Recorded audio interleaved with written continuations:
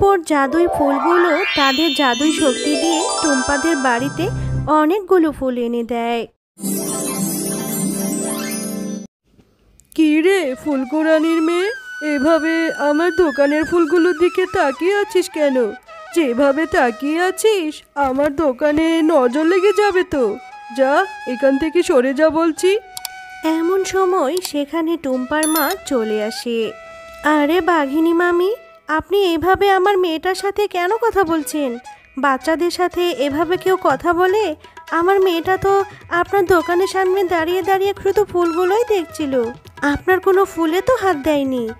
আরে আমার দোকানে তোদের মতো সস্তা পুরনো ফুল বিক্রি করি না, আমার দোকানে অনেক দামি দামি ফুল বিক্রি করি, তাই এগুলোর দিকে তাকিয়ে তোরা নজর দিস না।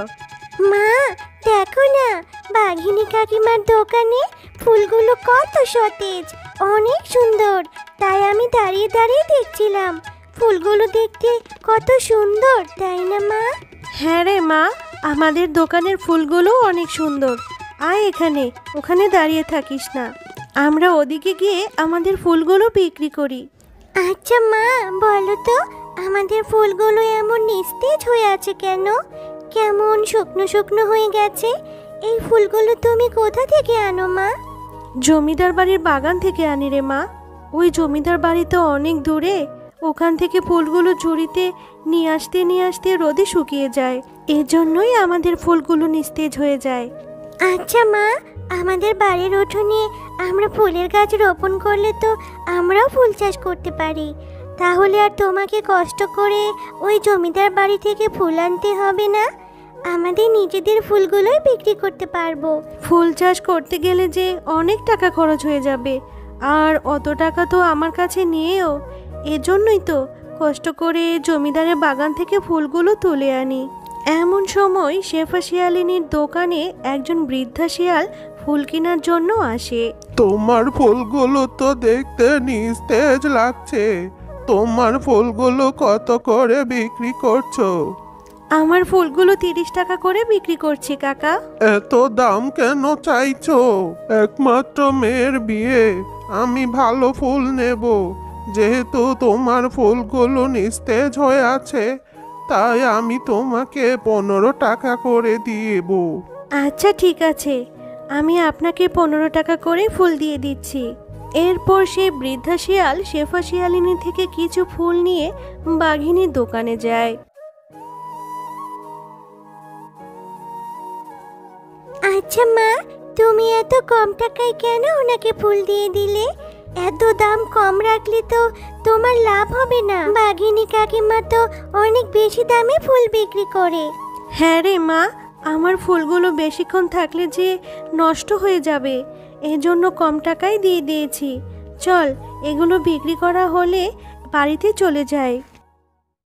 তুমি দেখো মা, একদিন আমাদেরও একটা ফুলের দোকান হবে, আমরাও সতেজ তরতাজা ফুল বিক্রি করব, সবাই আমাদের থেকেই ফুল কিনে নিয়ে যাবে। জানো মা, আমার না একটা স্বপ্ন আছে, যদি আল্লাহ আমার এই স্বপ্নটা পূরণ করে দিত তাহলে অনেক ভালো হতো। কি স্বপ্ন রে টুম্পা, আমাকে বল, আমরা তো গরিব, আমাদের কি আর অত ভালো স্বপ্ন দেখতে আছে? আমরা চাইলেও যে স্বপ্নগুলো পূরণ করতে পারি না। আমার স্বপ্নটা হচ্ছে আমাদের উঠোনে অনেক ফুল হবে, আর সেই ফুলগুলো দেখতে অনেক সুন্দর হবে। আমি যখন সকালে ঘুম থেকে উঠব, ঘুম থেকে উঠে সেই ফুলগুলো দেখে আমার মনটা জুড়িয়ে যাবে, আর ওই ফুলগুলো দিয়ে আমরা দোকানে বিক্রি করব। হ্যাঁ রে মা, আল্লাহ চাইলে নিশ্চয় হবে। কাল আবার জমিদার বাড়িতে ফুল আনতে যেতে হবে, সকাল সকাল না গেলে যে ফুলগুলো আবার নেতিয়ে যাবে। চল এবার ঘুমিয়ে নি।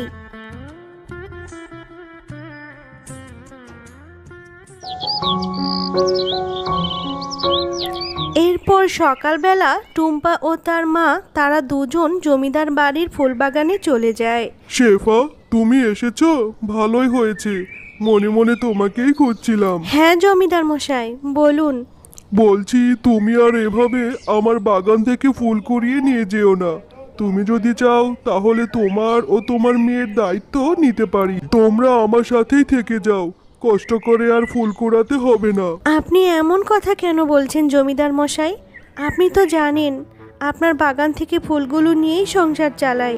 আপনি কি বলতে চাইছেন আমাকে বুঝিয়ে বলুন। শেফা, রেগে কেন যাচ্ছ?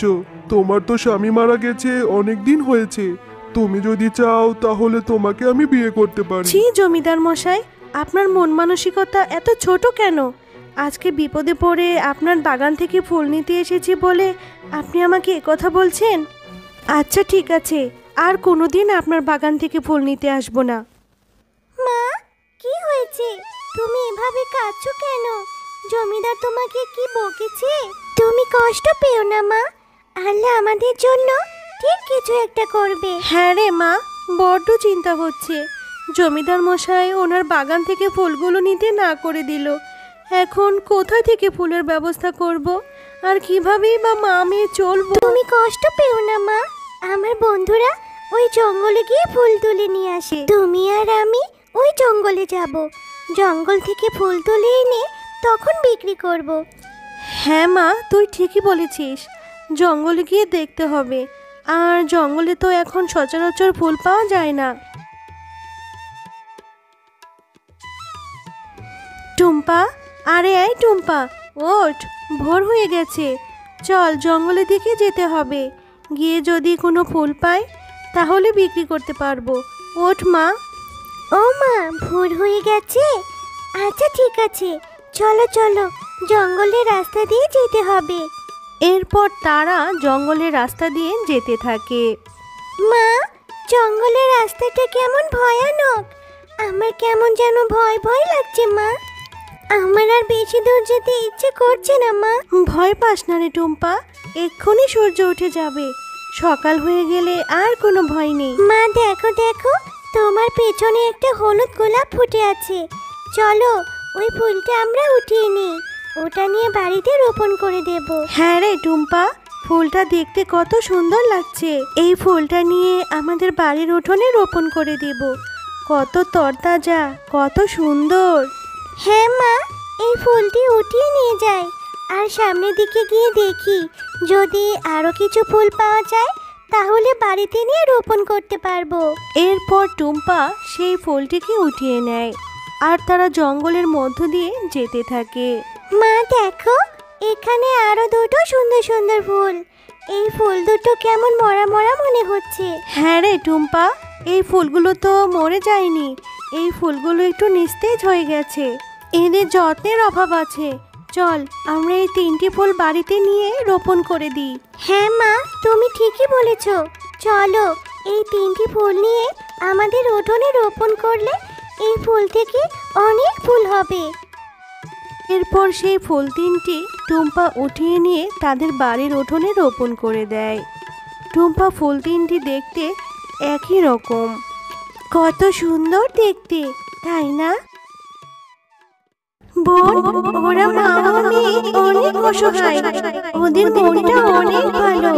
আমরা যে জাদুই ফুল ওরা তো জানে না, ওরা আমাদেরকে নিয়ে এসেছে, আমাদের তো ওদেরকে সাহায্য করা উচিত, তাই না? হ্যাঁ বোন, তোমরা ঠিকই বলেছ, ওরা আমাদের অনেক যত্ন করেছে। আমরা আমাদের জাদু শক্তি দিয়ে ওদের উঠোনে অনেক ফুল এনে দিতে পারি। হ্যাঁ চল, আমরা 3 বোন জাদু শক্তি দিয়ে ওদের উঠোনে অনেকগুলো ফুলের ব্যবস্থা করে দিই, যাতে ওদের মা ও মেয়েকে আর কখনো কষ্ট করতে না হয়। ওরা এই জাদুই ফুলগুলো বিক্রি করে ওদের জীবনটা কাটিয়ে দিতে পারবে। এরপর জাদুই ফুলগুলো তাদের জাদুই শক্তি দিয়ে টুম্পাদের বাড়িতে অনেকগুলো ফুল এনে দেয়। আরে এটা কি দেখছি, আমাদের উঠোনে এত সুন্দর সুন্দর ফুল কি করে হলো? আমি তো কিছুই বুঝতে পারছি না রে টুম্পা। আমি কালকে দেখেছিলাম এই ফুলগুলো জাদুই ফুল, ওরা নিজেরা নিজেরা কথা বলে। আমার মনে হয় এই ফুলগুলো ওরা এনে দিয়েছে। হ্যাঁ টুম্পা, তুমি ঠিকই বলেছ, আমরা জাদুই ফুল, আমরা জাদু করে তোমাদের উঠোনে এতগুলো ফুল এনে দিয়েছি।